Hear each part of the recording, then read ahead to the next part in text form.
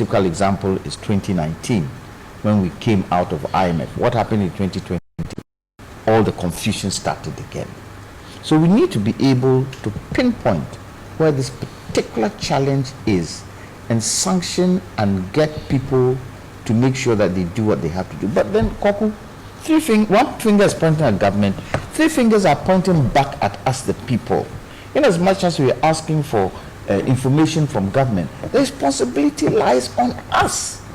It looks as if the public sector is ruined with corruption.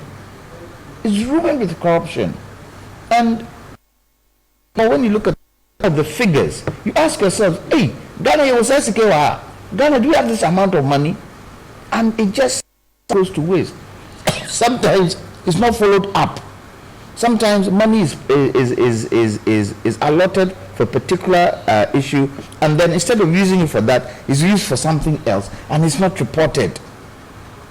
And all of these you were taught. I even taught it in class 6 with appropriation. All of these. A lot of it too. You see, a lot of it too has to do with, like I say, misappropriation. Yes.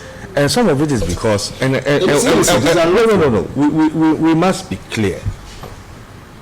Some of it also has to do with the fact that some of the persons administering some of these things do not have all the experience. Administering what? There are processes that you should go through. Some people just go about it because they think they are dealing with their own private issues. Because, and you go through the reports and you see in a lot of instances, especially when it comes to local government, the DC is there, he thinks he's the ultimate authority, he wants to do things the way he thinks he should do it, without recourse to proper processes, proper procedures. That's why there must be punishment. Yes. And taking our money. And you see, sometimes it is not all done with any corruption intention. Sometimes it's just because they don't go through the proper processes. Some people are simply not humble enough to ask, and that is what they call irregularities. That's the point.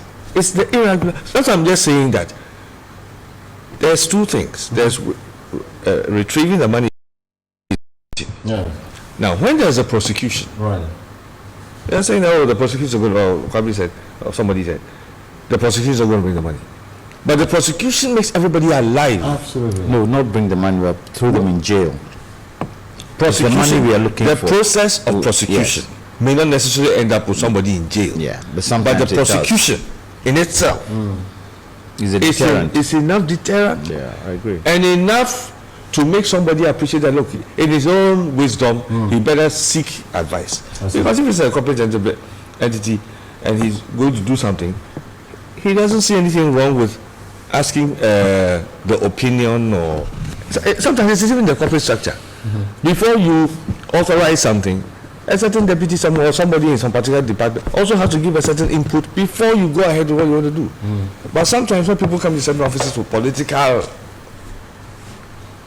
clout, position, authority, he thinks that, well, I have to buy your water. And we are going to look on. We need it, so we just buy it. Happening if we don't do it. Also, the prosecutions is what will help address that.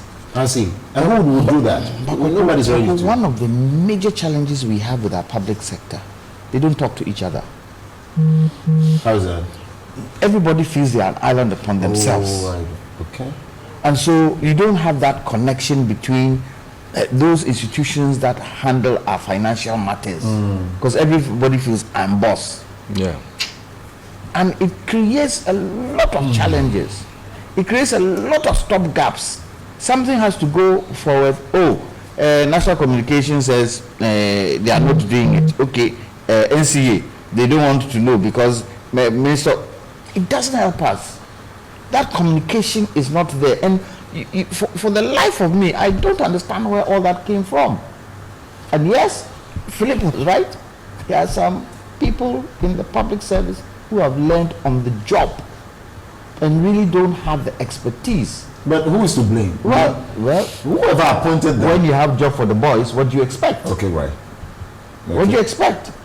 When a government comes in And this one thing I don't understand. The government comes in and they take all the people who were there from the previous government and they bring new people in, and most of those people are job for the boys.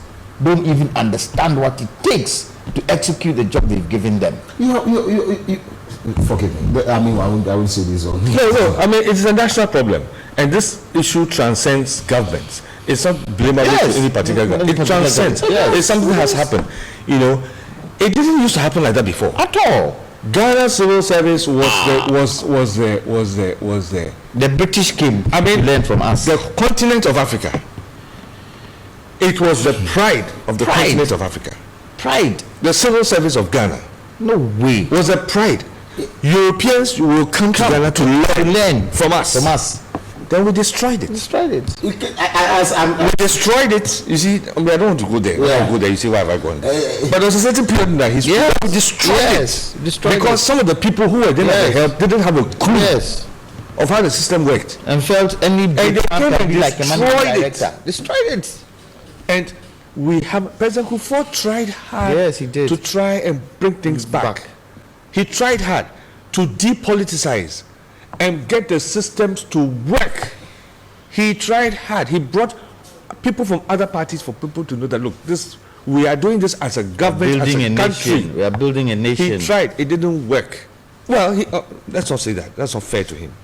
He did make progress. He did make a lot of And you'd have thought success. those who came after him would also continue. Could What have- happened? But it has not been the same agency with which I addressed When it you has have not the been president who tackled. says, I'm not prepared to change the constitution, look at the constitution, where are you going?